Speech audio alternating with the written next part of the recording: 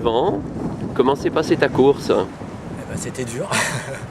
Ça s'est passé en différentes étapes. En fait, c'était assez original cette année parce que à mi-parcours, on était 8 coureurs ensemble, un groupe de 8 qui étions potentiellement tous vainqueurs.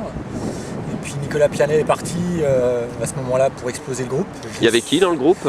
Il y avait Nicolas Pianet, donc Jean-Paul Bourgeois, Benoît Ménestrier, Jean-Yves Moissonnier. Voilà, et les autres, je ne les connais pas spécialement, mais bon, ils étaient là, donc potentiellement des bons coureurs, on va dire.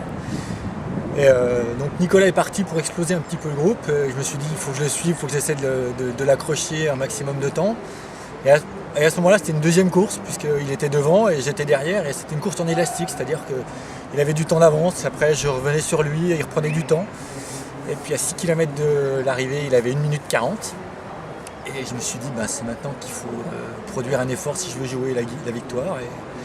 Et l'avantage que j'avais par rapport à lui, c'est qu'il y avait des gens sur le parcours qui me disaient il a 1:30, il a 1 minute, il a 40 secondes. Et après, je l'avais en visuel. Donc j'ai vu que je regagnais du temps sur lui. Et puis après, dès que je l'ai eu en visuel, le moral était là. Et j'ai vu qu'il avait une foulée un peu moins bonne. Et je le double 1 km de l'arrivée. D'accord.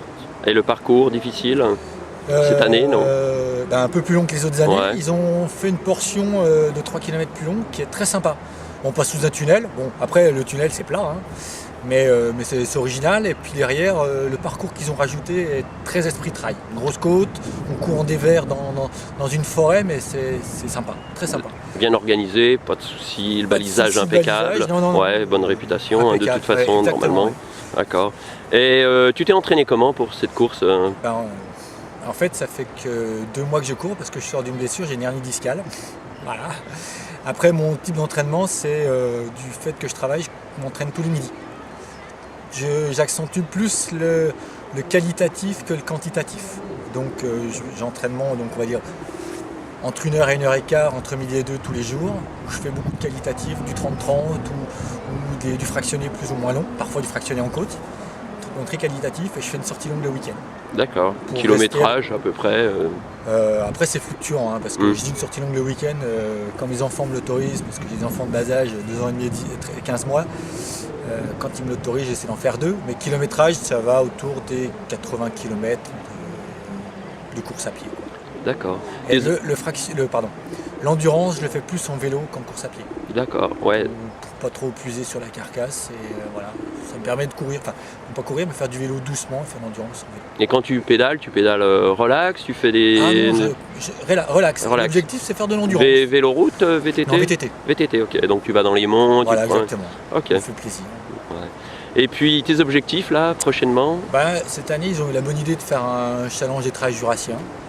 Ça sera mon objectif de l'année. Je vais essayer de participer à un maximum de courses. Il y a combien de courses déjà? Je crois qu'il y a 7 courses. 7 courses. Donc j'en ferai que 5, parce que j'aurai pas le temps d'en faire d'autres. Il y a ça, donc c'est un objectif. Et après, je vais faire le trail d'effort. À Besançon? À Besançon. Et puis peut-être les sangliers à Pontarlier. Je suis inscrit au Templier, on verra à la fin de l'année, c'est encore loin à la fin de l'année. Ok, il y a Vouglan, il y a... J'aimerais bien le faire parce que les organisateurs, je les connais, c'est des copains, après je l'ai en tête. Voilà. Je ne pense pas m'entraîner spécifiquement pour ce trail-là, si je peux le faire, je le ferai. Mais je profiterai de mes entraînements pour le Transjutrail, enfin pas le Transjutrail, pardon, le Trail Tour Jurassien, pour aller faire celui-là. Et la Transjurassienne? Non, je la ferai pas. Non, tu l'as déjà fait, non? J'ai fait le 35 km l'année dernière, ouais. La première fois. Ok, ça s'était bien passé? Moi, j'ai fait 3e, c'était ma place à l'époque. Ouais. Tu avais déjà couru ici, l'Herculé, non? Oui, c'était la petite distance? J'ai fait l'année dernière la petite distance que j'ai gagnée. Et avant, je l'ai couru 3 fois où j'avais fait, alors dans le désordre, 2e, 3e, 4e. D'accord. Voilà, donc cette fois-ci, c'est la première place, c'est pas plus mal. Ok.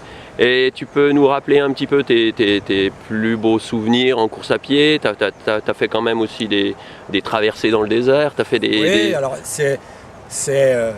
comment dire, c'est magnifique à faire. Après, en termes d'exploits sportifs, c'est beaucoup moins difficile que les Templiers ou que certains trails qu'on pourrait vivre en France.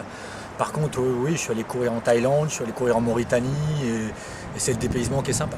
Après, c'est d'autres typologies de courses, puisqu'en fait, c'est 5 jours de course où tous les jours, il faut être quasiment à fond. Ouais. Voilà. Mais c'est surtout l'idée d'allier voyage et puis course à pied. Et tu en refais encore des... J'avais presque l'intention de partir cette année au Vietnam. Peut-être en fin d'année, en octobre, on verra. D'accord. Une année chargée donc. Je crois que ça va être une année plus chargée que les autres années. Tu t'es pas ressenti de ta blessure là aujourd'hui, enfin ta blessure du souci que tu avais à l'hernie? De mon hernie discale, en fait l'hernie est passée, mais je pense que j'ai dû un peu compenser, je dois être un peu... Ouais, ça a déstabilisé un peu. Déstabilisé partout, j'ai un peu mal au sacrum, donc il faut que j'aille voir un ostéo pour me remettre en place. D'accord. Eh ben c'est bien, merci Yvon. À la prochaine. À bientôt.